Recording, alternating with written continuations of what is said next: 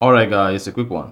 Here, I'll detail how to make password visible on Samsung Galaxy A54. So if you have the Samsung Galaxy A54 phone and you want to make your Samsung password visible briefly while typing, then here's a video for you. So if at the end of this you found this offer informative, please don't forget to like and then subscribe.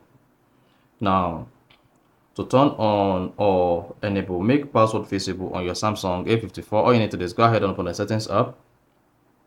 On the settings page, scroll down, locate and click on security and privacy.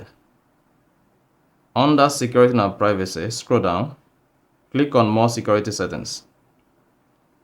Under more security settings, scroll down, locate make password visible. Show password character briefly as you type them. So go ahead and click on that to make the password visible while you type them.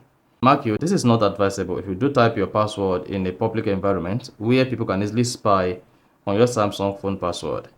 And then you're good. So that is basically how to enable make password visible on Samsung Galaxy A54. So if you found this offer informative, please don't forget to like and then subscribe.